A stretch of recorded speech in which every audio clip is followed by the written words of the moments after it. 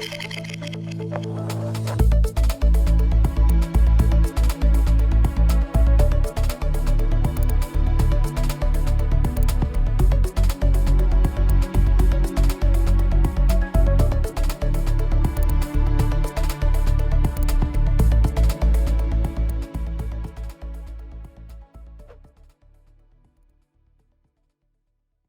à tous pour cette conférence consacrée à la princesse Mathilde à Saint-Gratien. Alors avant d'entrer dans le vif de mon propos, je voudrais juste commencer très rapidement par quelques remerciements. Tout d'abord remercier Madame Pelletier, directrice des archives départementales du Val d'Oise, pour son invitation à laquelle je suis très heureuse de répondre aujourd'hui.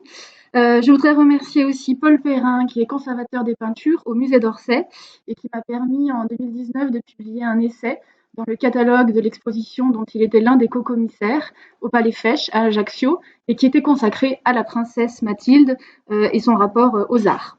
Je voudrais remercier également Cécile Lestienne, qui était anciennement responsable du pôle de l'inventaire du patrimoine aux archives départementales du Val d'Oise et avec laquelle j'avais échangé sur ce sujet. Sabrina Coste, responsable des archives municipales de Saint-Gratien, Monsieur Jacques Derjuson et Monsieur François Paget, pour les informations qu'il détenait et qu'il m'ont transmises avec une grande générosité. Alors, la princesse Mathilde à Saint-Gratien, c'est un sujet sur lequel il y a beaucoup de sources, beaucoup de témoignages, peut-être même trop. On le verra, ils sont parfois contradictoires. Pour éviter l'écueil de la biographie romancée, je me suis beaucoup appuyée sur les archives nationales, archives départementales, archives municipales, archives privées, également aussi sur la bibliographie existante. Ici, je citerai simplement de nouveau les travaux de Monsieur François Paget sur l'histoire de Saint-Gratien et bien sûr le catalogue de l'exposition d'Ajaccio dont je parlais à l'instant. Vous verrez aussi que cette conférence s'appuie en grande partie, en termes iconographiques, sur l'album photo qui a été acheté par les archives départementales en 2019.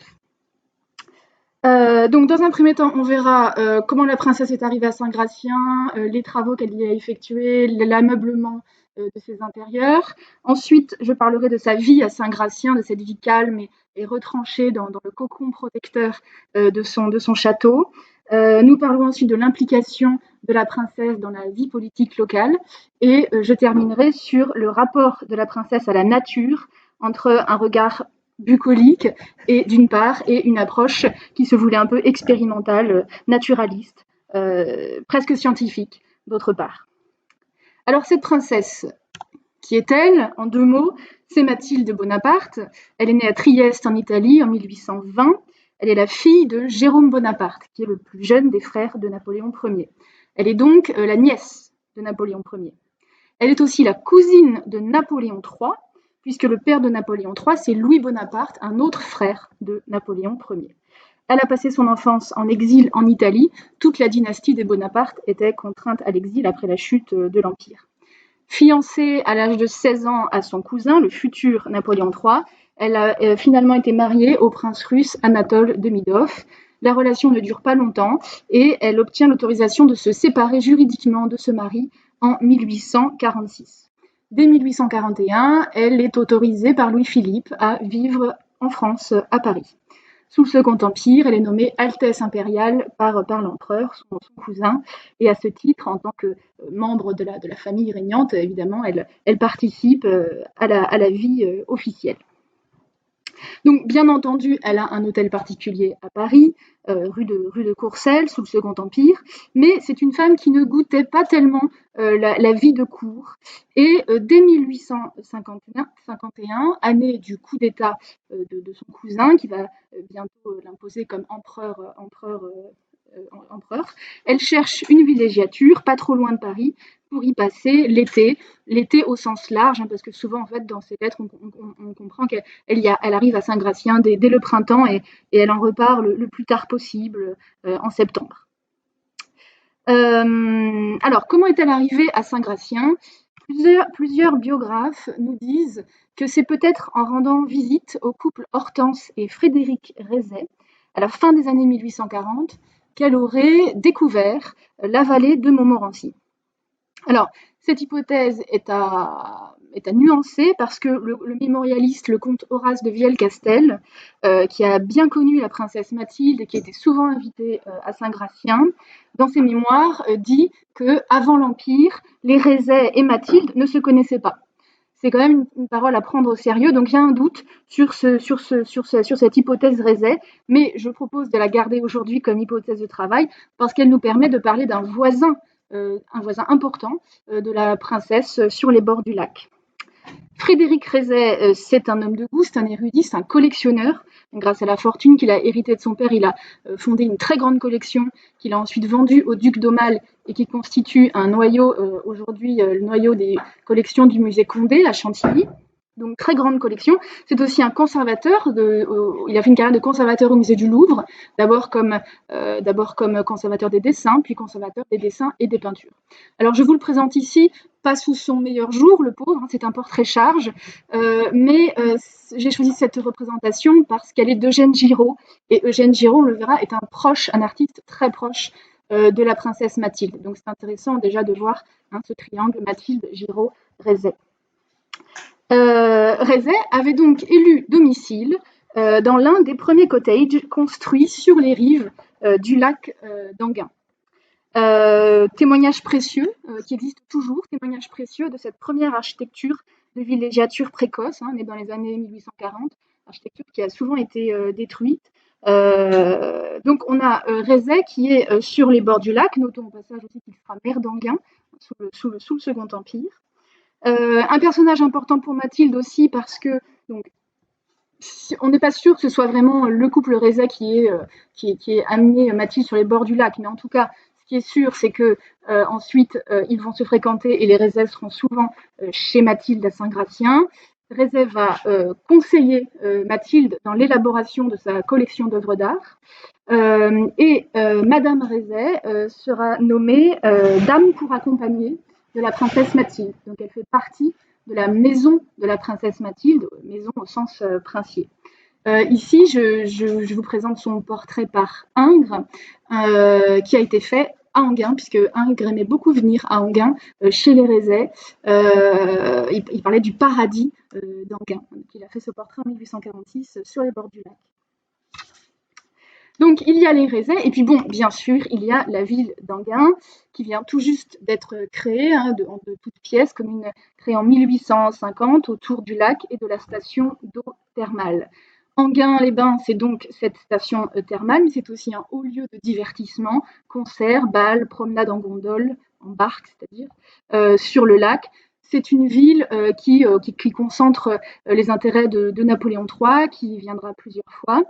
C'est aussi une ville une commune qui est accessible en train depuis 1846, à peu près 1 heure depuis Paris. Donc ça, c'est intéressant pour la princesse.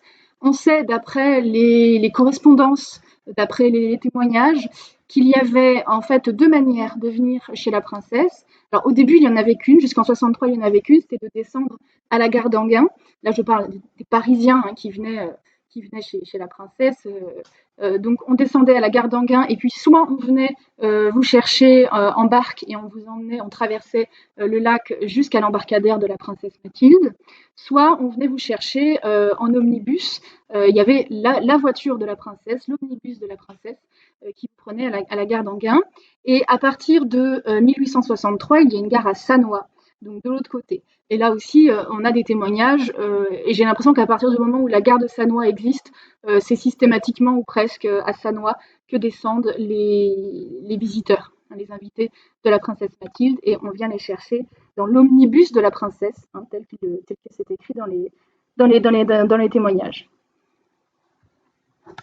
Alors, en 1851, est à vendre à Saint-Gratien un édifice de style empire, une belle bâtisse, construite vers 1806 pour Jean-Baptiste Legendre, comte de Lucé.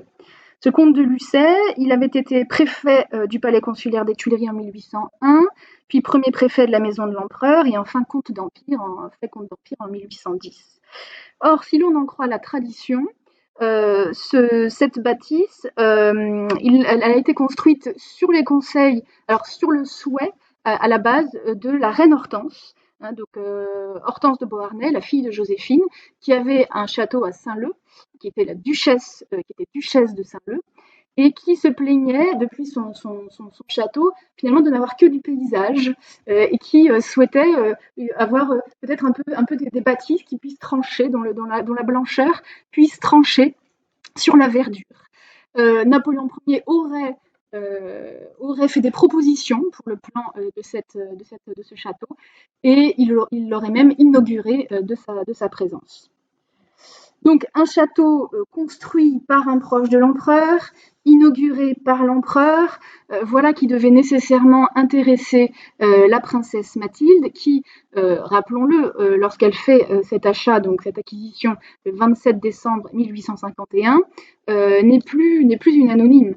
Elle est déjà depuis plusieurs années la cousine du prince-président, et au 27 décembre 51, Louis-Napoléon Bonaparte a déjà commis son coup d'État, et l'année suivante, en 52, il installera l'Empire. Donc, elle doit faire face à ce nouveau statut officiel, et on peut penser que le passé napoléonien de ce lieu n'est pas étranger à son choix. Alors, il y a des hypothèses, il y a le nom d'un architecte qui circule parfois dans les livres, Fortin, mais pas de source, je n'ai pas trouvé quant à moi de source qui puisse attester de manière certaine le nom de cet architecte. On nous dit aussi parfois qu'elle a été locataire avant d'acheter, mais là aussi, les archives sont peu parlantes sur ce genre de choses. Donc la seule certitude pour moi, c'est cette acquisition le 27 décembre 1851. Donc la minute notariale est conservée aux archives départementales du Val d'Oise avec un plan qui nous permet de voir qu'elle a déjà un petit bout d'allée devant son château, et qu'il y a aussi des communs, deux bâtiments de communs, dont l'un existe encore. C'est monsieur François Paget qui l'a localisé à Saint-Gratien. C'est intéressant parce qu'on peut comparer avec la photo qui est dans l'album des archives départementales. Donc le château neuf en 1851. 5 ans plus tard, 27 août 1856, Mathilde achète un second château, le château de Catinat, du nom de Nicolas de Catinat, glorieux officier du roi Soleil, qui s'était installé à Saint-Gratien et qui y avait fini ses jours. Donc la princesse réunit ainsi les deux châteaux qui avaient été séparés dans les années 1840. Si je reviens un peu, je me permets un bref retour en arrière dans l'histoire pour comprendre l'histoire un peu rapidement du parc de Saint-Gratien au XIXe siècle. Je repars simplement du comte de Lucé, 1806. Il devient adjudicataire de toute la terre de Saint-Gratien, c'est-à-dire qu'il est aussi propriétaire du château Catinat. Le château Catinat est probablement peut-être pas assez confortable pour lui. Il fait construire le château neuf. Il se sépare de ces deux, et à l'époque, il est propriétaire de l'étang de Montmorency, qui ne s'appelle pas encore le lac d'Anguin. Donc Lucé a le parc, l'étang et les deux châteaux. Il se sépare de tout cela en 1825, et toute cette propriété passe à Jean-Baptiste Péligot. Ce nom est bien connu ici dans le Val d'Oise, puisque Péligot, c'est cet administrateur en chef des hôpitaux et hospices de Paris qui a quitté son poste pour racheter le petit établissement thermal qui avait été fondé par Madame Gauthier sur les bords du futur lac d'Anguin. Et donc en 1825, Péligot rachète en fait tout ça, puisqu'il a bien compris que les curistes ne pourront se contenter du seul bâtiment hospitalier, qu'il leur faudra aussi des logements, un parc. Donc il projette une grande opération immobilière, et malheureusement il voit trop grand pour ses finances, de telle sorte qu'en 1830, une saisie immobilière est poursuivie à son encontre à la requête des administrateurs de la caisse hypothécaire, qui était son principal créancier. Donc la caisse hypothécaire devient l'adjudicataire des deux châteaux en 1831. Dans les années 1840, la caisse hypothécaire va se séparer de tout cela et diviser, morceler tout ce terrain. Il y a un plan qui est dans une minute notariale aux archives départementales du Val d'Oise et qui était assez intéressant parce qu'en fait, ce morcellement de toute cette propriété de la caisse hypothécaire donc, a fait l'objet de ce plan où toutes les parcelles ont été numérotées, et en fait toutes les ventes qui vont s'opérer ensuite dans la décennie suivante se rapportent à ce plan, de telle sorte qu'on peut suivre les acquisitions de la princesse et les localiser assez facilement. Donc 1846, la caisse se sépare du Châteauneuf. Elle passe à un ancien notaire, monsieur Toussaint Zénon Rebourg, qui revend le Châteauneuf en 51 à la princesse. Et la caisse se sépare de Catinat en 47. Catinat passe à monsieur et madame Bisson, qui s'en séparent au profit de Mathilde en 1856. Donc, elle achète ces 2 châteaux et puis elle va ensuite racheter petit à petit une grande partie de ces parcelles, puisqu'elle ne va avoir de cesse tout au long du Second Empire d'agrandir son terrain et en quelque sorte d'essayer de reconstituer un parc. Alors parfois on le dit, alors là vous avez le répertoire des formalités hypothécaires, c'est seulement une page sur, je crois, les trois pages où on voit tout répertorier ici, toutes les acquisitions de la princesse Mathilde, il y en a une trentaine. Alors on dit parfois qu'elle essaye de reconstruire le parc de Catinat, de reconstituer le parc originel, mais il faut savoir qu'à l'origine, le parc de Nicolas de Catinat, c'était 250 hectares. Quand Lucet, 1806, devient judicataire de ce terrain, ce n'est déjà plus que 164 hectares, et elle, son terrain n'excédera pas les 30 hectares. Donc, en réalité, on est assez loin du parc de Catinat. Mais, dans l'idée, il y a un peu de ça. Donc, elle, si je reviens sur l'image précédente, donc elle va racheter, on voit bien dans les actes, dans les minutes notariales, qu'elle va racheter toute cette partie-là. Cette partie-là, elle ne va pas l'acheter. Cette partie-là, elle ne va pas l'acheter.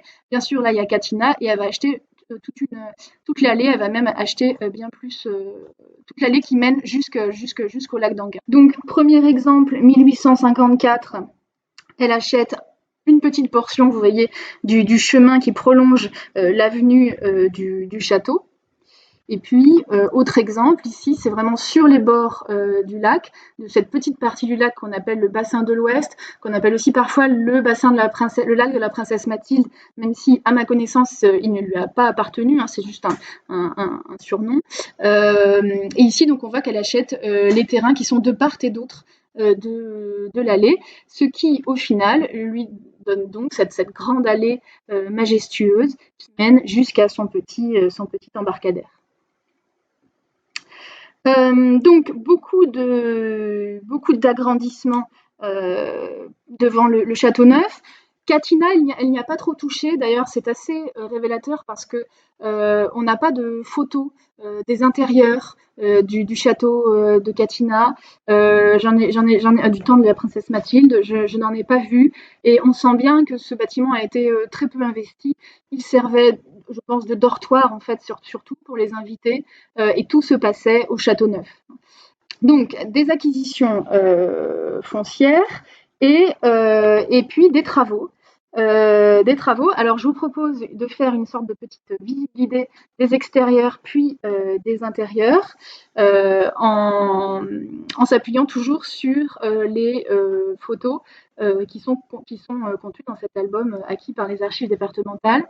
J'en profite pour dire que vous verrez sur le PowerPoint, parfois devant certaines photos, j'ai mis photo Gabriel Hébert. Parce que certaines de ces photos ont été étudiées et présentées dans le cadre de l'exposition d'Ajaccio et identifiées comme étant Gabrielle Hébert, qui est la femme d'Ernest Hébert, qui est un peintre, qui est un ami de la princesse Mathilde et qui a passé beaucoup de temps à Saint-Gratien. On pourrait potentiellement identifier toutes ces photos, et savoir si elles sont de Gabrielle Hébert ou pas, parce que le fond des photos de Gabrielle Hébert est conservé. Les négatifs sont au musée Hébert à la Tronche, en Isère. Les tirages sont au musée Hébert à Paris. Et donc, en fait, il faudrait, photo par photo, voir si les photos de l'album sont dans le fond des photos de Gabrielle Hébert, et on pourrait savoir si elles sont toutes de Gabrielle Hébert ou pas. Il se peut qu'elles soient aussi de Gégé Primoli, Joseph Primoli, le neveu de la princesse Mathilde, dont je vous reparlerai plus tard, qui a aussi fait de la photo à Saint-Gratien. Donc, en termes de travaux, vous le voyez ici, je vous ai fait un petit schéma. Première chose, la princesse surélève la bâtisse d'un niveau au-dessus de la corniche, Donc, on avait 3 niveaux au départ, avec un soubassement de communs qui sont un niveau de commun semi-enterré. Et donc, au final, après, on a 4 niveaux. Et puis, à ce cube, la princesse ajoute en croix, sur chacun des côtés, des ailes. Alors, Devant nous, ici, on regarde depuis le nord, cette photo est prise avec le parc derrière nous et Katina de l'autre côté du bâtiment. Donc elle ajoute devant le parc une véranda qui donne directement sur le grand salon à l'intérieur et donc qu'on peut traverser pour sortir dans le parc. À gauche, elle ajoute donc un atelier vitré et au-dessus une terrasse qui prolonge sa chambre au premier étage. À gauche, elle a sa chambre. À droite, une extension pour la salle à manger et au-dessus encore une terrasse. De l'autre côté, alors je vais faire le tour, on va faire le tour par l'est. Donc ça c'est le point de vue, donc à droite on voit encore la véranda. Devant nous on a l'atelier et au-dessus la terrasse de la chambre de la princesse Mathilde. Si on tourne encore, là on est du côté de l'entrée principale, mais on n'a pas de bonne vue de la marquise qu'elle a fait installer pour cette entrée principale. Il n'y a pas de bonne photo à ma connaissance qui existe. Ça c'est donc l'avenue de l'arrivée, le petit chemin qui mène à l'entrée principale. Et puis ça c'est côté salle à manger, donc quand on termine le tour de la maison. Je vous montre tout de suite ce très beau tableau dont je reparlerai tout à l'heure, parce que là on localise bien. On est sur le perron de la salle à manger, et on peut faire le lien avec la photo. Donc des extensions vitrées ou terrasses, donc tout ce qui ouvre sur l'extérieur. Elle transforme cette bâtisse assez massive en une maison, pourrait-on dire, de verre et de lumière, où le passage entre l'intérieur et l'extérieur se fait sans qu'on s'en rende compte. Ce qui témoigne d'un certain rapport à la nature aussi à Saint-Gratien, où la nature est beaucoup à l'intérieur et puis on passe sans s'en rendre compte à l'extérieur dans le parc. Alors, les intérieurs du Châteauneuf, on commence par le rez-de-chaussée. Après le vestibule, donc le grand salon est la première pièce que les invités découvrent en arrivant au château. Tous les murs et plafonds, toutes les portes aussi sont tendues de tissu, en l'occurrence une perse à fond vert d'eau avec des motifs de fleurs. La perse était un tissu de coton glacé, imprimé et glacé, donc il y avait une durée de vie assez pas très très longue. Donc tout est habillé de tissu. Au sol, vous voyez un grand tapis de Smyrne qui recouvre le parquet. C'est la pièce dans laquelle elle passe les soirées. On passe les soirées avec la princesse Mathilde passe ses soirées avec ses invités. J'en profite pour dire que pour ces descriptions d'intérieur, je m'appuie sur les travaux de Laure Chaban, qui est spécialiste des décors, des intérieurs pour la période du Second Empire.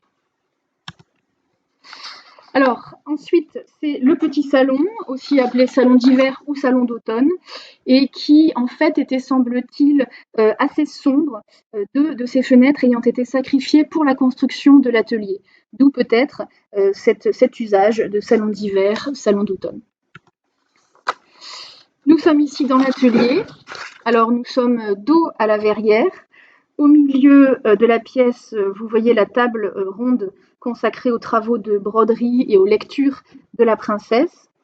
Évidemment, ce qui frappe, c'est l'éclectisme et la surcharge décorative typique du Second Empire. Donc, tout au fond de la pièce, vous apercevez des éventails.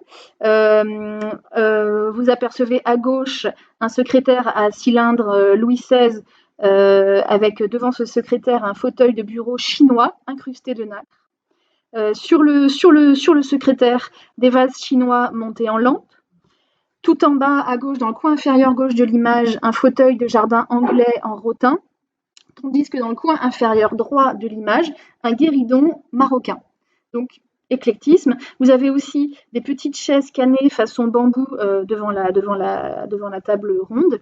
Et puis, un détail très, très amusant qui témoigne de la fantaisie de la princesse, un papillon de papier tout en haut qui est posé sur un lustre oriental. Ici, une autre vue. Donc, vous avez des pièces de dininderie islamique qui sont au mur, en haut à droite. Ce qui est amusant, c'est de voir que sur le cabinet marqueté, on a des oiseaux empaillés qui côtoient l'aigle impérial. La bibliothèque, donc, eh bien là encore toujours cette opulence bourgeoise dans le décor, le textile qui couvre tout du sol jusqu'au plafond. Sur la table, à gauche, détail amusant, une jardinière en forme de cygne, qui est un petit clin d'œil au lac d'Anguin, sur lequel il y avait déjà des cygnes. On le voit dans les minutes notariales, parce que les cygnes font parfois partie, en 1825, font partie de la vente, hein, les cygnes de l'étang. Ici donc la véranda, construite sur la façade opposée à l'entrée du château de Saint-Gratien, donc pleine de plantes exotiques, j'en reparlerai, qu'aime collectionner la princesse. Et dans cette véranda, il y avait 2 statues de Carpeaux. La photo ici en montre l'une des deux pendant le jeune pêcheur à la coquille. La véranda, c'est l'endroit, c'est aussi le fumoir. C'est là que les hommes et Mathilde se retrouvent après le déjeuner. Mathilde ne fume pas, mais elle allume le cigare. Le billard ensuite, avec le grand meuble vitrine à décor de marqueterie. Et puis nous sommes toujours au rez-de-chaussée, là c'est la salle à manger. Si l'on monte à l'étage, nous avons la chambre à coucher de la princesse, tendue d'une cretonne décorée d'oiseaux et de fleurs, donc toujours des motifs très, très floraux. Cette fois, le plafond est laissé apparent, mais vous le voyez, le décor textile est toujours très riche. Et puis à gauche, on a 2 corbeilles oblongues en osier qui se retrouvent dans une autre photo. Donc ce sont des corbeilles à ouvrage. Et puis donc ça, c'est la vue de la princesse sur l'avenue de l'Arrivée. Et puis le petit salon qui précède la chambre, donc juste à côté, qui est tendu là aussi d'une cotonnade à motifs d'oiseaux et de fleurs. Alors c'est amusant parce qu'à gauche, vous voyez, il y a un éventail et un sac de voyage qui peuvent laisser penser à une certaine spontanéité dans la prise de vue. Et en même temps, on se doute bien que c'est une mise en scène parce que sur la table, au milieu de la pièce, vous avez des portraits photographiques de la famille impériale. Bon, entre spontanéité et mise en scène, il faut plutôt pencher a priori pour la mise en scène.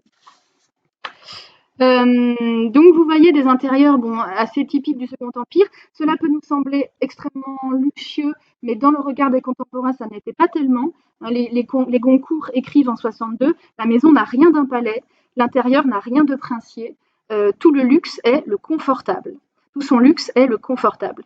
Bon, c'est quand même un décor à la dernière mode et d'une très grande élégance pour une maison de campagne, bien entendu.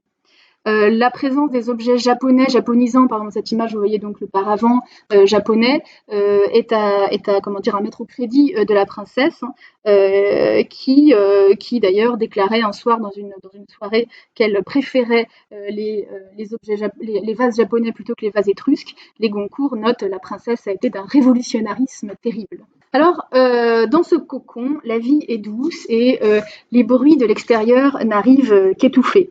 Saint-Gratien, ce n'est pas Anguin. Choisir Saint-Gratien, c'est déjà choisir peut-être de ne pas se mettre au centre de la vie mondaine, mais un peu en retrait. Alors je vais vous lire, on va lire ensemble un témoignage sur la manière dont les journées se passent à Saint-Gratien. À 7 heures, le château s'éveille, les volets verts s'ouvrent. Les valets balayent et poussettent les salons, les jardiniers lancent leurs jets d'eau sur les massifs, changent les fleurs des appartements.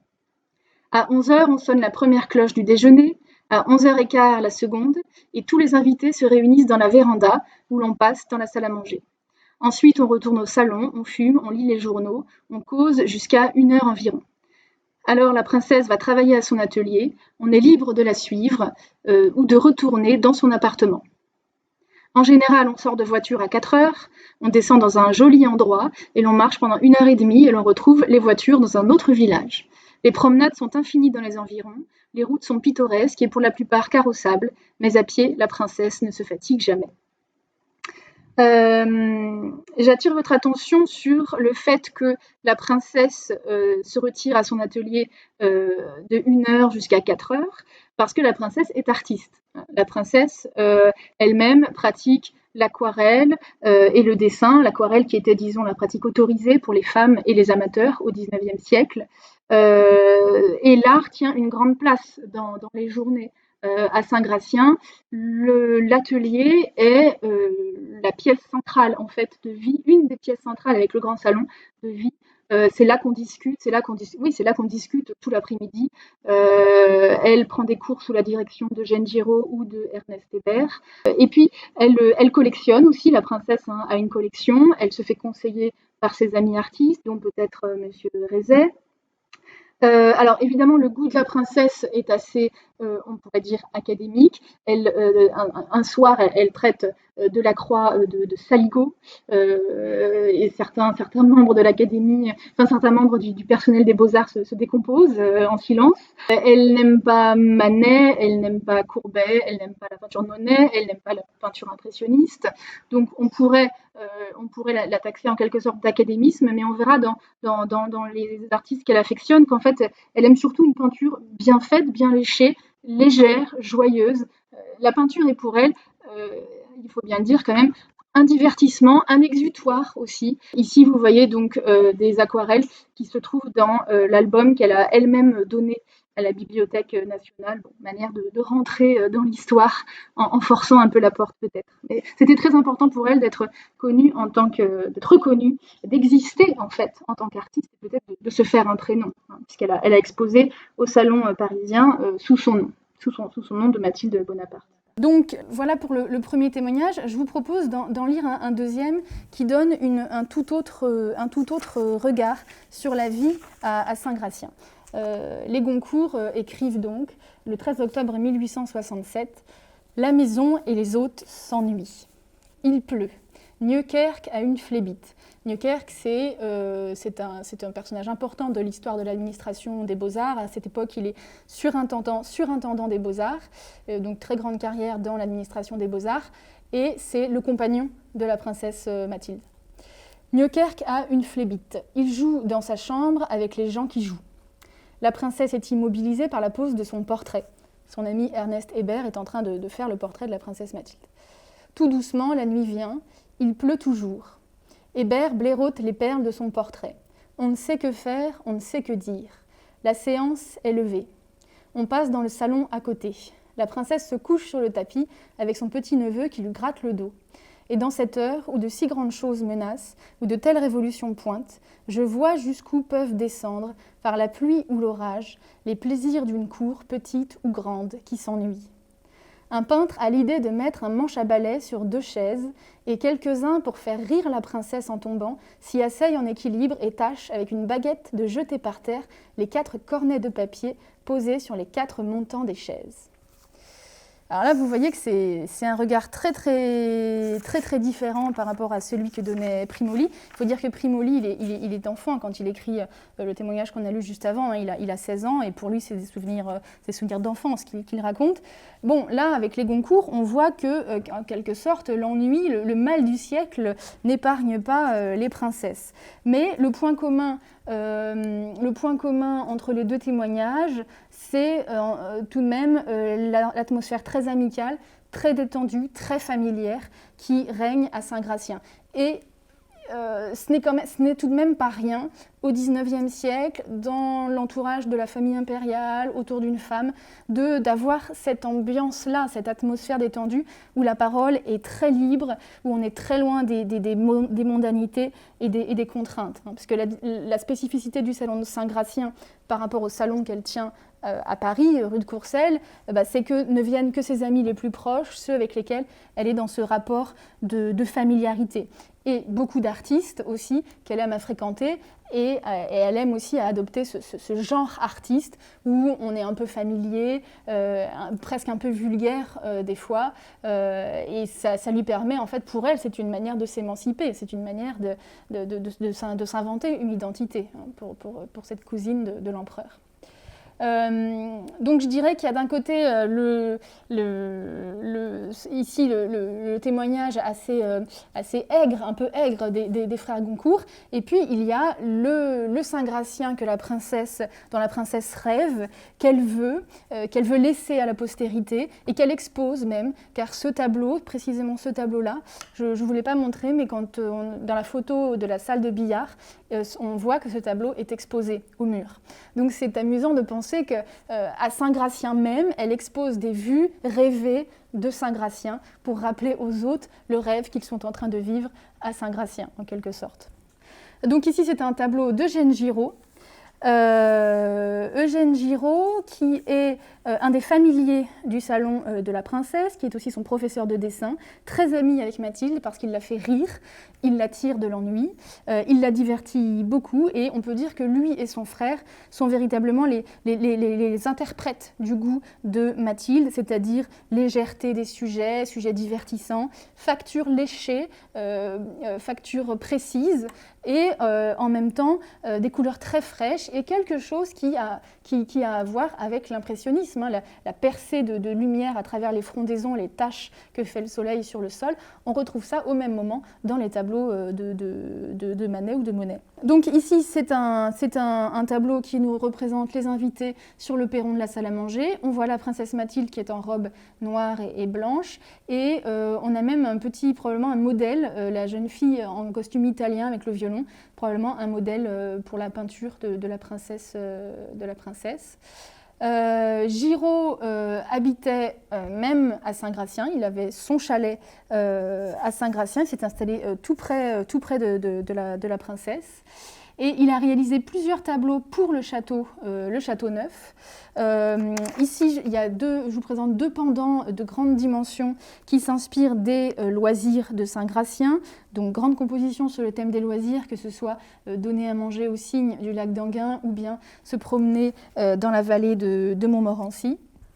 Et puis, il a aussi réalisé pour Saint-Gratien une série de 7 tableaux sur le thème des péchés capitaux pour l'escalier du château de Saint-Gratien. L'ensemble a été dispersé dans la vente après décès de la princesse Mathilde.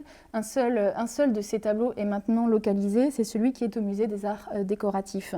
Donc thème original, hein, que celui du hamac, des femmes qui se reposent, thème un peu tendancieux, un peu impertinent, mais assez caractéristique de l'esprit de la princesse Mathilde, toujours en recherche de cette liberté en fait, hein, qui passe parfois par l'impertinence. Témoignage de sa cousine, en 1965, j'ai passé la journée à Saint-Gratien chez la princesse Mathilde. Il y avait à déjeuner monsieur et madame de Rézet, le peintre Giraud. Il peint des tableaux pour l'escalier qui représentent les 7 péchés capitaux. Ma cousine a dans son château un très bel escalier où elle passe presque toutes ses journées. Alors cet escalier, je ne pense pas que ce soit le petit escalier en colimaçon qu'on a vu au rez-de-chaussée dans les photos. Je pense que c'est un autre escalier qu'on ne voit pas dans les photos, dont je n'ai pas de représentation d'époque, mais que l'on voit dans les photos du dossier qui est conservé aux archives départementales, dossier dans la fiche de pré-inventaire, donc à l'inventaire du patrimoine des archives départementales. Donc c'est un grand escalier à double volet, et vous le voyez, il semble qu'il y ait des emplacements rectangulaires entre les pilastres. Donc je me demande si, comme on nous parle d'un escalier, je me demande si cette série sur les péchés capitaux n'aurait pas pris place dans ce grand escalier. Autre témoignage d'époque de Ferdinand Bach. Giraud avait, dans ses 7 péchés capitaux, créé une suite pleine de soleil et de puérilité, et traduit sur des toiles la vie estivale de la princesse, inspirée de Saint-Gratien. Les saisons lui avaient fourni leurs motifs. Giraud avait mis dans ce décor familier toutes les grâces fraîches de sa palette, et la princesse Mathilde adorait ses peintures, qui, les jours de pluie, étaient ses arcs-en-ciel. La princesse Mathilde est quand même un naturel un peu splénétique. Hein, on sent bien dans ses lettres que quand il pleut ou quand c'est l'hiver, ça va moins bien. Donc, d'où les tableaux arc-en-ciel dans l'escalier. Ernest Hébert. Donc là maintenant je vous fais un peu le tour, hein, des amis artistes de Mathilde. Ernest Hébert, donc très très proche de Mathilde, une très longue amitié, quelque peu amoureuse, nous dit la spécialiste d'Ernest Hébert, Isabelle Julia. Donc très longue amitié entre eux. Hébert a même sa chambre, son appartement à Saint-Gratien qui lui est réservé, même s'il est souvent absent, parce qu'il a été 2 fois directeur de la Villa Médicis, et pour autant il gardait sa chambre à Saint-Gratien. Beaucoup de petits sujets italiens, petites études de figures italiennes dans la peinture d'Ernest Hébert. La princesse Mathilde a fait des choses un peu semblables. Carpeaux, alors Carpeaux, on ne peut pas dire que ce soit un ami, hein, de la princesse, mais je le mets ici dans l'entourage artistique de la princesse parce que tout de même, il faut bien le nommer. C'est lui qui a réalisé ce buste très célèbre, qui est un des fleurons de la collection du musée d'Orsay. sur le pied douche duquel est inscrit Saint-Gratien 1862, donc il a été réalisé à Saint-Gratien. Donc elle a posé pour lui, et vous voyez que Eugène Giraud, encore lui, a représenté de manière humoristique cette scène de pose, la princesse préférant faire des câlins à ses chiens pendant que Carpeaux réalise le chef-d'œuvre. Donc on avait vu qu'il y avait des sculptures de Carpeaux dans la véranda, il y en a aussi dans le salon d'hiver. Ici on aperçoit la rieuse napolitaine, une petite tête de Carpeaux. Nieuwkerk, Alfred-Émilien de Nieuwkerk, c'est le compagnon de la princesse Mathilde, son amant, et c'est un sculpteur, et je vous le disais, c'est aussi et surtout le surintendant des Beaux-Arts, donc très grande carrière propulsée notamment par Mathilde, et c'est à lui qu'elle a confié le monument au maréchal de Catinat qui se trouve dans l'église de Saint-Gratien. Claudius Popelin, c'est son deuxième compagnon à partir de 69, après la rupture avec Nieuwkerk. Ici, on le voit dans un esprit alors très japonisant, un goût qu'il partage avec Mathilde, peignant un paravent ou un éventail avec des poules qui ont peut-être été faites à Saint-Gratien. Côté littéraire, on a, je vous l'ai dit, les Goncourt, qui ont une attitude un petit peu paradoxale vis-à-vis de la princesse, parce qu'ils apprécient, ils goûtent sa liberté d'esprit, sa simplicité, sa familiarité, et en même temps, ils ne lui trouvent aucun bon goût, ni en littérature, ni en art, ni en cuisine, disent-ils, ce qui les contrarie d'autant plus que, venant d'une princesse qui aurait tout, qui a tous les outils pour se construire un bon goût, pour eux c'est d'autant plus grave qu'elle ait mauvais goût. Donc ils sont très ambivalents, mais en même temps ils vont passer énormément de temps à Saint-Gratien, et même Jules de Goncourt, mourant, va être logé à Catinat avec son frère pendant 3 mois à l'hiver 1869-70. Donc ils sont aussi quand même très proches de la princesse. Théophile Gautier. Alors Théophile Gautier, lui aussi très proche de la princesse, qui l'a beaucoup aidé dans sa carrière.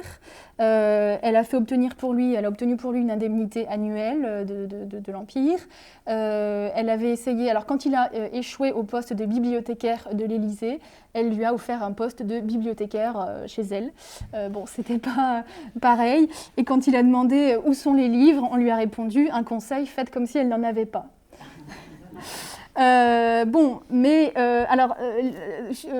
Gautier a composé des sonnets en l'honneur de la princesse à Saint-Gratien, avec de très nombreuses allusions à César et pour exprimer l'idée de la puissance impériale, et à Vénus pour évoquer la beauté triomphante de la princesse. Ici, vous voyez le dernier tercet. « Ainsi fait mon esprit, trompé dans ses détours. Il croit poursuivre un rêve interrompu sans cesse, et devant votre image, il se trouve toujours. » Voilà. Donc on est typiquement dans la littérature d'éloge, la littérature encomiastique. Chacun y trouve son intérêt, en fait, puisque pour Mathilde, c'est aussi une manière, à travers les écrivains, de passer à l'histoire. Et puis, néanmoins, ils apprécient tous sincèrement son ouverture d'esprit, sa familiarité, sa simplicité, sa générosité aussi. Elle est toujours reconnue comme étant très hospitalière et très généreuse. Flaubert, enfin, que l'on n'attendrait pas là. Mais Flaubert, nous dit le spécialiste de Flaubert, Yvan Leclerc, il nous dit que Flaubert est venu au moins 12 fois à Saint-Gratien pour un total d'au moins 45 jours. Alors, à la différence de Gautier, si Flaubert est un allié de Mathilde, il ne s'est pas pour autant rallié à l'Empire, alors que Théophile Gautier, oui. Mais Mathilde et Flaubert se retrouvent sur un point, c'est l'indépendance d'esprit. Et Flaubert apprécie beaucoup la princesse, et d'ailleurs c'est à Saint-Gratien qu'il viendra déclamer certains de ses textes, notamment Salammbô, pour tester, dans le gueuloir de Saint-Gratien, tester ses manuscrits. Encore un portrait d'Eugène Giraud, toujours ce mémorialiste pictural de Saint-Gratien. Donc Mathilde aime les artistes parce que, déjà pour la liberté intellectuelle, la liberté de parole qu'elle leur apporte, ils la font entrer dans l'histoire pour certains, et quant à eux, c'est une protection, évidemment. Et tout cela, in fine, sert l'Empire. Pour terminer sur ce sujet, je vous lis encore un extrait venant du journal des Goncourt. Edmond de Goncourt qui rapporte une conversation qu'il a eue avec la princesse. « Ah, princesse, vous ne savez pas quel service vous avez rendu aux Tuileries, combien votre salon a désarmé de haine et de colère, quel tampon vous avez été entre le gouvernement et ceux qui tiennent une place. Mais Flaubert et moi, si vous ne nous aviez achetés, pour ainsi dire, avec votre grâce, vos attentions, vos amitiés, nous aurions été tous deux des éreinteurs de l'empereur et de l'impératrice. » Voilà à quoi sert peut-être aussi un peu le cocon de Saint-Gratien. Sûrement est-ce pour préserver cette liberté de parole que Mathilde cherche à entretenir une certaine discrétion autour de sa vie à Saint-Gratien. C'est une chose que j'ai retrouvée beaucoup dans ses lettres, dans diverses sources d'archives, où elle demande à ce qu'on ne parle pas de ses actes de bienfaisance, où elle essaye d'être assez discrète. Voilà, ici un billet par exemple conservé aux archives municipales de Saint-Gratien. Donc, désir de discrétion, et puis cocon protecteur, où la parole est libre, et en même temps, à côté de tout ça, à côté de ce cocon protecteur et de cette sociabilité en vase clos dans le parc de Saint-Gratien, évidemment, Mathilde n'est pas n'importe qui, et elle a une haute conscience de cette appartenance. Donc, il faut lire la situation sur plusieurs niveaux. D'abord, toute discrète qu'elle soit, évidemment, c'est une notable à Saint-Gratien. Elle se plaît à Saint-Gratien comme une grande dame dans ses terres, témoigne l'une de ses contemporaines. C'est son fief. Elle nomme son chevalier d'honneur le comte de Saint-Marceau, qui est préfet de Seine-et-Oise. Et inversement, les hommes de sa maison s'investissent aussi dans la vie locale. Eugène Giraud siège au conseil municipal de Saint-Gratien à partir de 1865. Comme le dit Émile de Girardin, si la princesse est artiste, l'artiste est princesse. Et elle va jouer son rôle de princesse, dépenser sa fortune, tenir son rang. Rappelons qu'elle touche la pension d'Anatole Demidov, son ancien époux, et en tant qu'altesse impériale, elle touche aussi une pension d'État.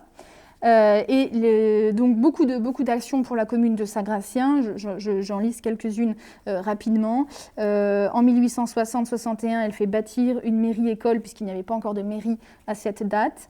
Et puis en 69, lorsque la mairie achète un terrain pour construire, la commune achète un terrain pour reconstruire une vraie mairie, elle participe en 69 à la construction, au financement de la reconstruction de cette seconde mairie.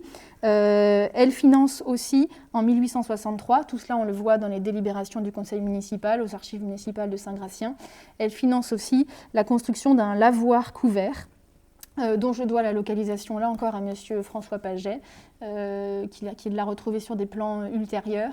Donc l'avoir de la princesse Mathilde. En 1864, elle apporte l'éclairage public à Saint-Gratien en faisant installer 12 becs de lampes à pétrole. Sa contribution la plus importante est celle qu'elle apporte à l'édification de la nouvelle église de Saint-Gratien, construction qui est confiée à Léon Aunet, qui opte pour un style sagement néo-gothique. Mathilde pose la première pierre le 14 avril 1857. Elle commande pour l'église 2 groupes de petits anges pour le bénitier à droite et le tronc des pauvres à gauche, dont on a des photos dans la monographie de l'instituteur Jules Mignon de Saint-Gratien.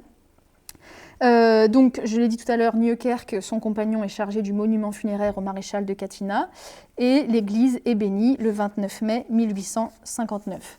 Ce n'est donc pas pour rien que son ami, l'écrivain Sainte-Beuve, la surnomme Notre-Dame de Saint-Gratien. C'est une notable, bienfaitrice, et plus que ça, c'est une Bonaparte. Il y a un véritable fétichisme bonapartiste de la princesse, et peut-être comme tous les membres de la famille du premier empereur, elle se réapproprie l'épopée et en devient un défenseur farouche, même si elle n'a pas connu Napoléon Ier. Le comte Horace de Viel-Castel écrit dans ses mémoires « C'est le fétichisme le plus complet qui se puisse imaginer, c'est presque un crime de comparer Bonaparte à Charlemagne ». Donc, évidemment, comme souvent, le Second Empire se construit dans l'ombre portée du premier. L'histoire de la princesse Mathilde à Saint-Gratien n'échappe pas à cette règle. Et les aigles en bronze qui sont installés sur le perron du Château Neuf devant la véranda confirment à tous les visiteurs qu'on est bien chez une Bonaparte. Elle reçoit plusieurs fois à Saint-Gratien l'empereur Napoléon III et l'impératrice. En bonne prêtresse du culte impérial, elle va aussi célébrer tous les 15 août la Saint-Napoléon par des tirs de feux d'artifice, tous les vivats des habitants de Saint-Gratien qu'elle autorise pour l'occasion à rentrer, à pénétrer dans son parc. Et puis, elle donnera aussi des fois des fêtes en l'honneur de Napoléon III. L'une d'entre elles est restée célèbre en 1861. Une très belle fête de nuit. Un témoin, Émile de Girardin, qui habitait à Enghien, qui avait plusieurs châteaux à Enghien, a raconté cette très belle fête de nuit, une vraie fête vénitienne, dont le souvenir ne s'effacera pas de longtemps. Tous les bords du lac d'Enghien étaient illuminés, toutes les barques étaient pavoisées et enguirlandées de lanternes de couleur. Des flots de lumière électrique inondaient de leur clarté le château Neuf, le château de Catinat et le parc. L'effet était féerique. D'après la tradition, c'est en souvenir de cette fête qu'une allée près du jardin du bassin de l'Ouest a pris le nom d'allée des Gondoles, que vous voyez ici à gauche. Mathilde n'hésite pas non plus à jouer de son statut et de ses relations locales lorsqu'il s'agit de préserver son isolement chéri à Saint-Gratien. En 1864, un événement en effet vient troubler cette quiétude, puisque dans le cadre de son entreprise de modernisation de Paris, le préfet Haussmann conçoit le projet d'un cimetière à Méry-sur-Oise pour désengorger la capitale de ses morts. C'est un événement qui est bien connu dans le Val d'Oise. Alors, problème, Méry-sur-Oise est à 22 km de Paris et le futur cimetière doit donc être desservi par un nouveau chemin de fer. Et le tracé pensé par Haussmann est supposé passer par Saint-Gratien, Hermont, traverser toute la vallée de Montmorency en direction de Méry. Toute la région, évidemment, s'émeut de ce projet de train mortuaire, comme on dit. On s'insurge. Pourquoi la Seine-et-Oise devrait-elle récupérer les cadavres de Paris? Et l'on voit là aussi dans les délibérations du conseil municipal de Saint-Gratien que l'on s'inquiète et on tremble que la vallée ne perde son riant aspect à cause de ce train mortuaire. Le 30 août 1867, le Conseil général de Seine-et-Oise demande donc à ce qu'un trajet alternatif puisse être étudié. Une étude est donc réalisée en ce sens et Haussmann, dans ses mémoires, persifle et note que s'il y a eu cette seconde étude, c'était sans doute à cause de la résidence à Saint-Gratien l'été d'une princesse de famille impériale. Puis il ironise, mais cette princesse était sûrement étrangère à ce fait, j'en suis persuadée. Bon, évidemment, la princesse n'est pas étrangère à ces remous politiques et une lettre de sa main, conservée aux archives départementales du Val d'Oise, nous offre un accès inédit à son implication dans cette affaire. Elle écrit à Adolphe Vuitry, qui est le ministre présidant le Conseil d'État, le 11 septembre 1867. « Mon cher président, nous sommes menacés d'une manière déplorable. Notre charmante vallée doit être frappée à mort par M. Haussmann. Il s'agit de l'établissement d'un chemin de fer des morts passant par Hermont et traversant ainsi la vallée dans toute sa longueur. » Elle dénonce ensuite dans cette lettre la partialité de la commission d'enquête, commission de Pontoise chargée de l'enquête publique. Elle écrit qu'on a nommé dans la commission d'enquête le maire de Méry, mais que c'est le plus intéressé dans l'affaire parce qu'il a acheté des terrains depuis 1 an. Elle dit qu'on a en revanche oublié le maire de la vallée de Montmorency, M. de Foresta. Puis elle s'emporte contre Haussmann. « Si vous voyez les manœuvres du préfet de la Seine, M.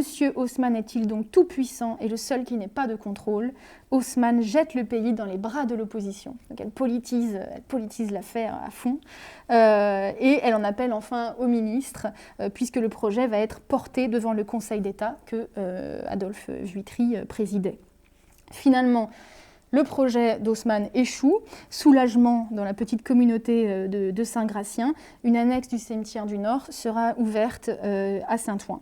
Mais cette lettre autographe est en tout cas très intéressante parce que, bon, évidemment, d'une part, elle permet de voir comment les enjeux de Paris et de la Seine-et-Oise se confrontent avec violence à ce moment-là. Et puis, bon, évidemment, on voit que la princesse défend sa tranquillité, mais on voit aussi qu'elle essaie de tenir tête à la préfecture de Paris et que ce n'est pas si simple, contrairement à ce qu'on pourrait croire, parce que dans la lettre, elle dit aussi que la vallée, les habitants de la vallée ont fait une pétition à l'empereur et son accès à l'empereur n'est peut-être en fait pas si direct que ce que l'on pourrait imaginer. Alors cette anecdote des années 1860 nous rappelle que la nature, et c'est mon dernier point, la nature à Saint-Gratien, que la nature est le décor indispensable de cette vie retranchée. La princesse Mathilde aime profiter de la vallée de Montmorency. On l'a vu tout à l'heure, donc souvent vers 4 ou 5 heures, elle sort faire de longues promenades avec ses amis vers Soisy, vers Aubonne ou Andilly. Le lac également occupe une place centrale dans ce paysage enchanteur. Vous l'avez vu tout à l'heure sur la gravure, la princesse a son propre embarcadère, elle a aussi ses propres bateaux. On trouve cela, donc ici une vue de ce bassin, au fond le pont de la Muse.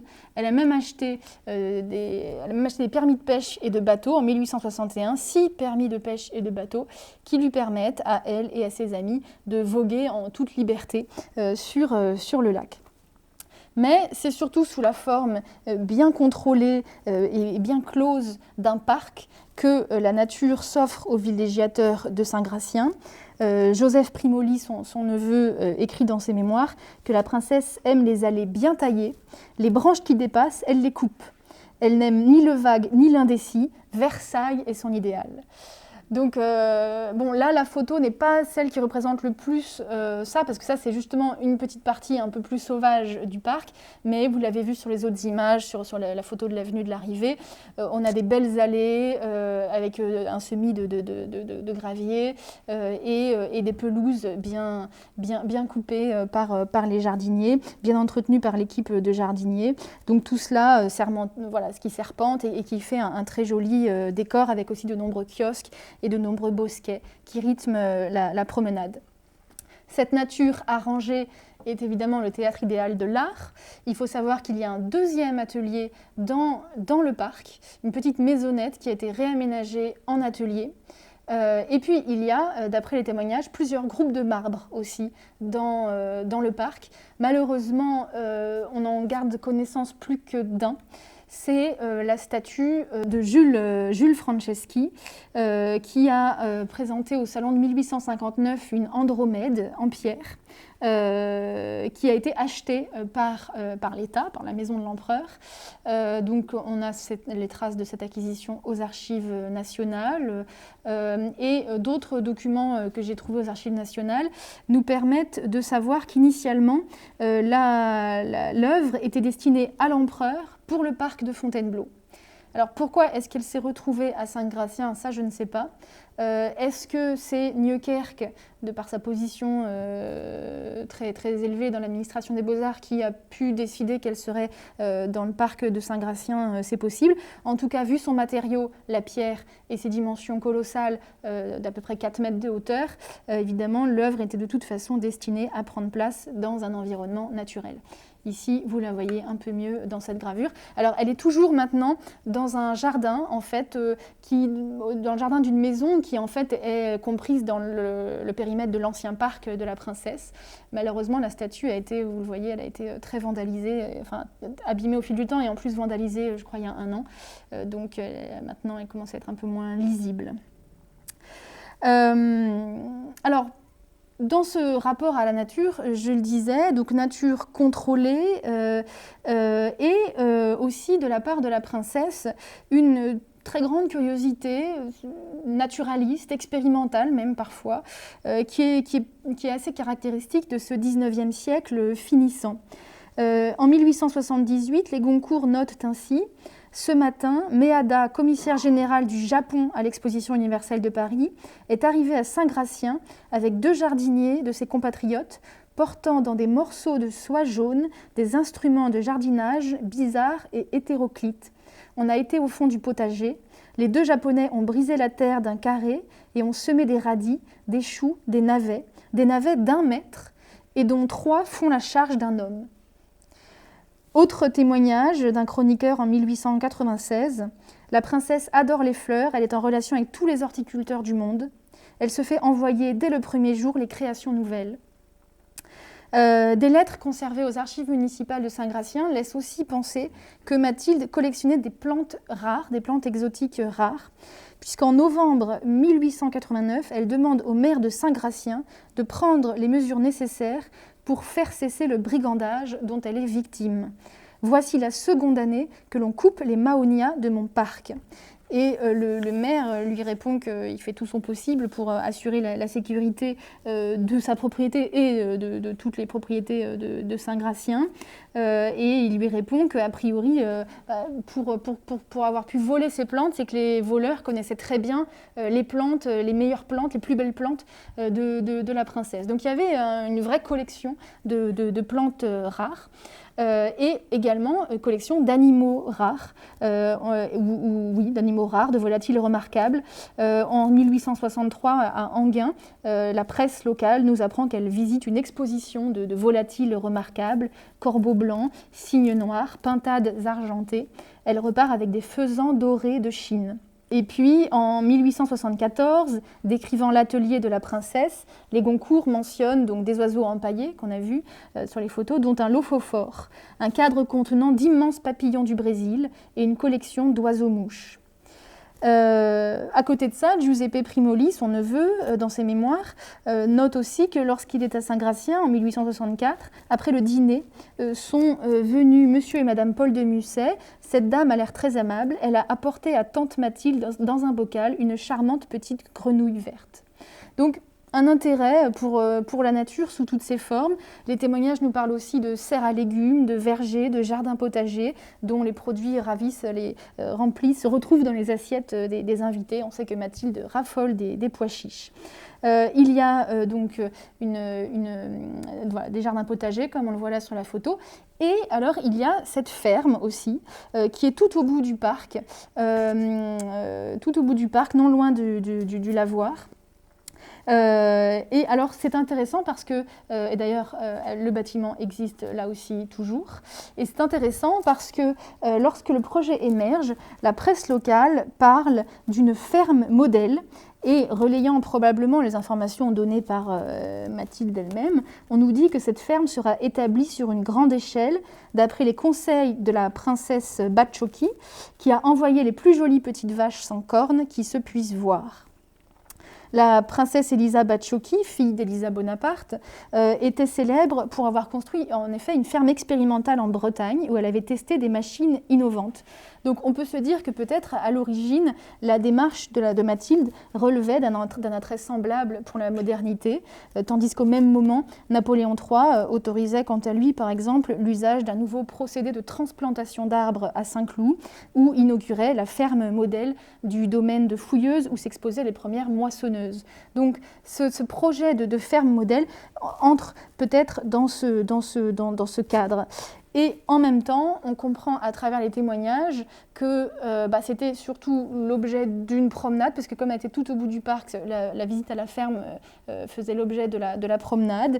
On allait pour boire le lait des vaches et manger du pain bis. Et donc, il y avait quand même finalement un petit côté ferme joujou, hein, comme dit Guilleminot, un chroniqueur, un visiteur en 1896, ferme joujou à la Trianon.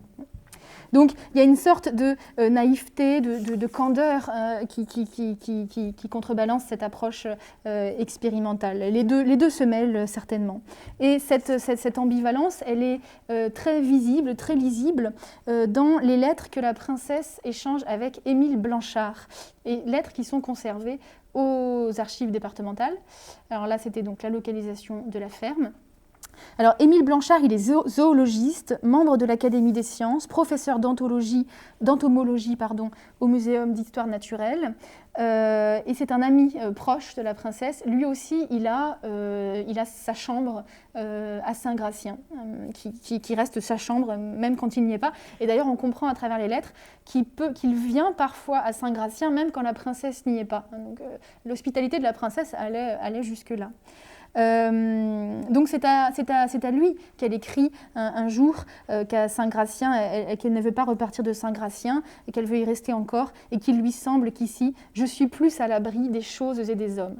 Citation que j'ai utilisée comme sous-titre de mon propos pour placer mon propos sous le signe de cette mélancolie en fait quand même qui caractérise la vie de la princesse Mathilde.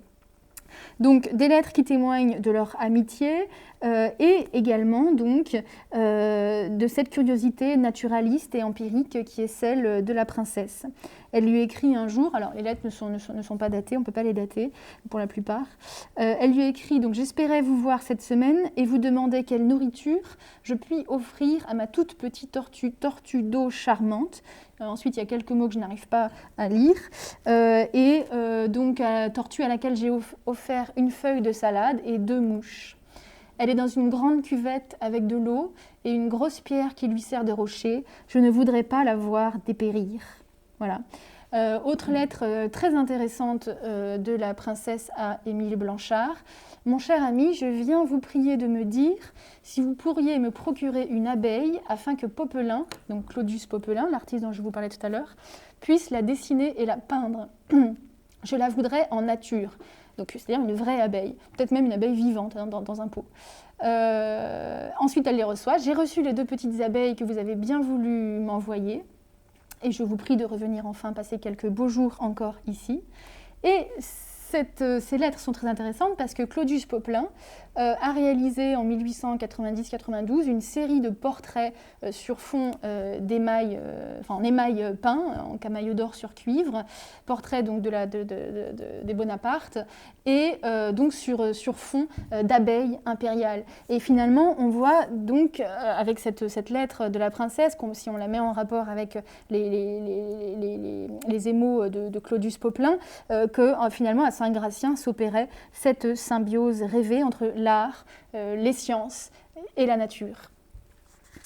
Alors Mathilde elle-même donc n'a eu de cesse de célébrer toujours cette nature idyllique, mais pour que l'herbe restât toujours verte, encore fallait-il rentrer à Paris chaque automne et ne revenir qu'au printemps. Finalement, le paradis tenait à peu de choses et les plus perspicaces ou les plus critiques ne s'y sont pas trompés et on sourit un peu de cet ensauvagement de pacotille en parlant du chalet Joujou, de la ferme d'Opéra Comique.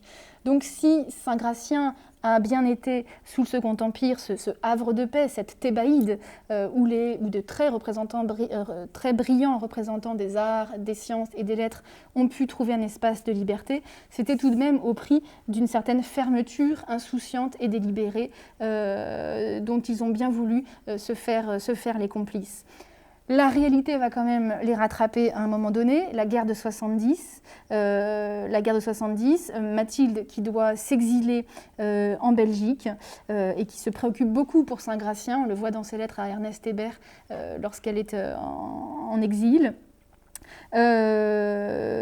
Mais heureusement le château n'est pas détruit et elle peut en 72, elle est autorisée à revenir après avoir demandé une audience à Thiers à Versailles, elle obtient le droit de se réinstaller en France et elle peut revenir à Saint-Gratien en 72. Elle écrit à Ernest Hébert je remercie le ciel d'avoir permis que j'y rentre aussi tranquille et aussi calme. Donc elle retrouve finalement rebelote, retrouve la Thébaïde, le parc clos, et la vie va pouvoir reprendre son cours d'une certaine manière. Alors, le monde a changé. Prosper Mérimée meurt en 70, Gautier en 72, Flaubert en 80. Donc, les invités ne sont plus les mêmes, mais finalement, on va encore avoir des hommes de lettres, des artistes, et aussi tout ce qui reste de la noblesse d'Empire. On va avoir là la comtesse Walewski, la comtesse Louise Rasponi, née Murat, fille de Joachim Murat. On aura aussi un jour, il y a Madame Edmond Rostand, Rosemonde, de son nom de jeune fille, Rosemonde Girard, petite fille du comte maréchal Girard, héros de Wagram.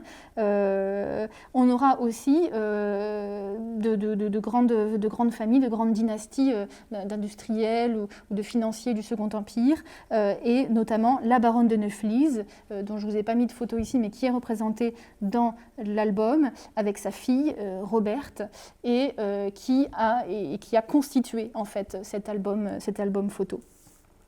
En 1903, la princesse fait une chute dans sa maison de Saint-Gratien, elle se fracture le col du fémur et elle décède le 2 janvier 1904. Elle est enterrée conformément à son souhait dans l'église de Saint-Gratien, et ultime geste de fétichisme ici, probablement donc de la baronne de Neuflize, qui a récupéré les violettes prises sur le cercueil de la princesse Mathilde en 1904, et c'est l'image qui clôt, c'est la dernière page de l'album. Voilà. Merci.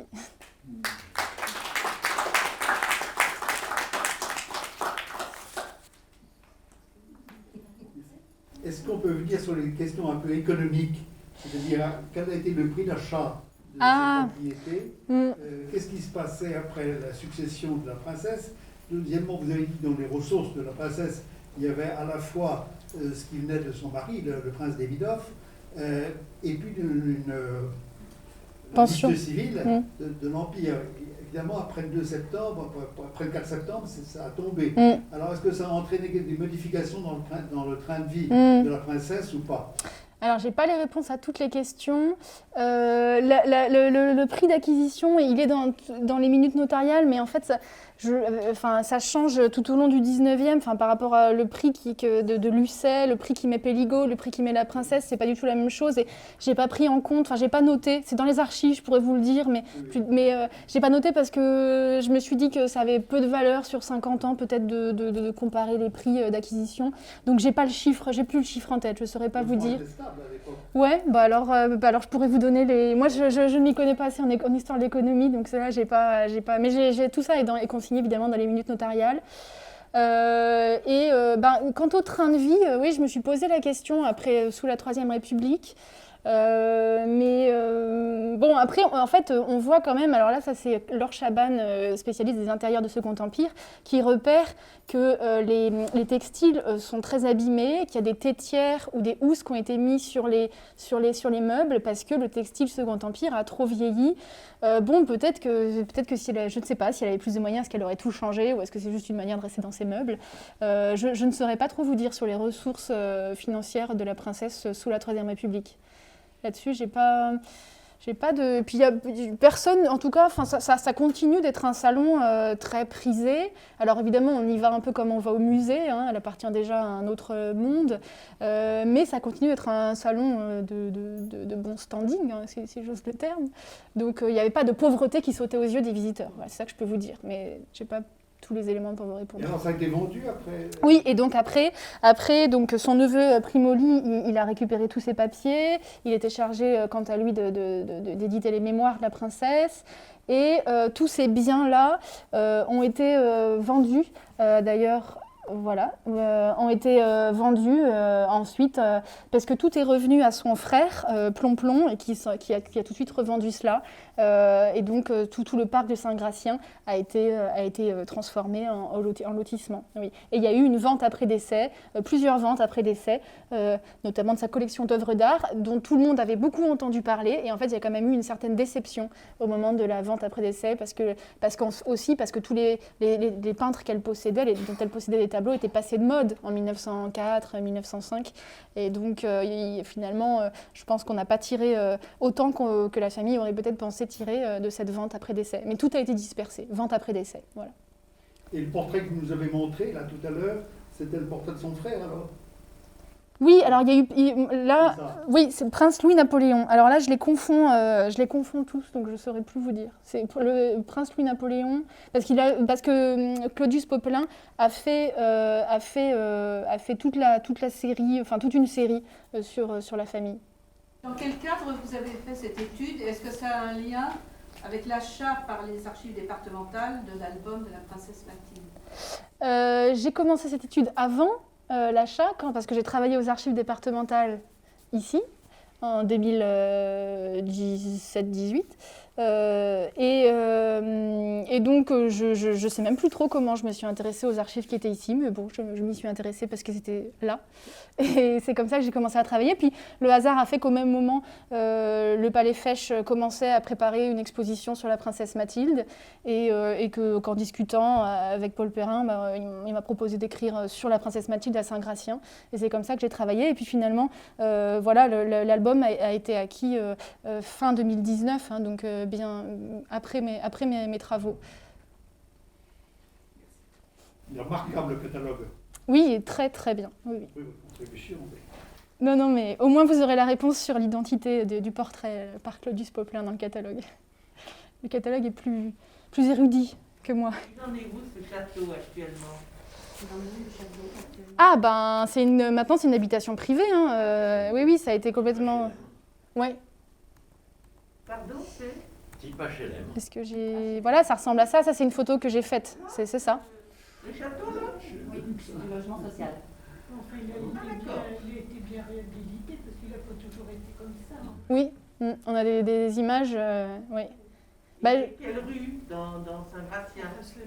Il est sur Saint-Gratien ou sur Anguin? Sur Saint-Gratien, oui. Oui. Près de la mairie. Près de la mairie? Ouais, en face de la mairie, en quelque sorte. Justement, les photos du dossier de pré-inventaire que je vous montrais tout à l'heure, c'est au moment des travaux qui ont remis complètement à neuf ce bâtiment. En fait, c'est les années 70, je crois. 80. Oui, j'avais noté. Oui, c'était écrit 85 dans le dossier, oui.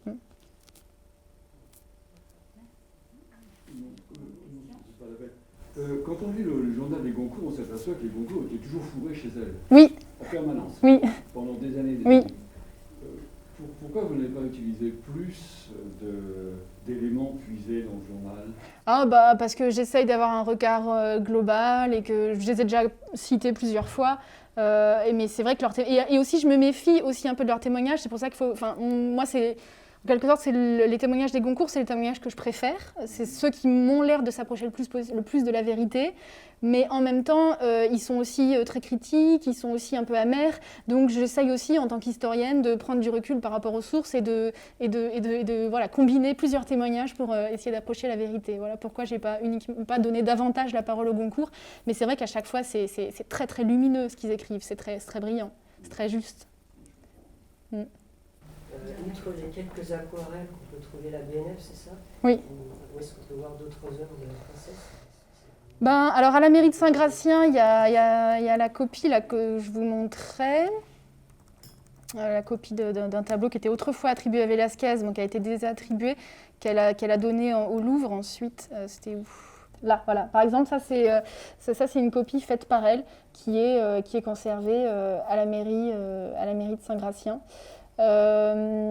Ensuite, elle a que je me souvienne, je ne crois pas qu'elle ait de tableau. Je crois pas qu'il y ait de tableau. Il n'y a pas de tableau d'elle au Louvre ou à Orsay, hein, dans des grandes collections. Tout est parti en collection privée, hein, principalement après la dispersion de la vente après décès en 1904. Donc on peut pas, c'est pas facile de la voir dans les musées, la princesse Mathilde. Merci encore. Merci à vous.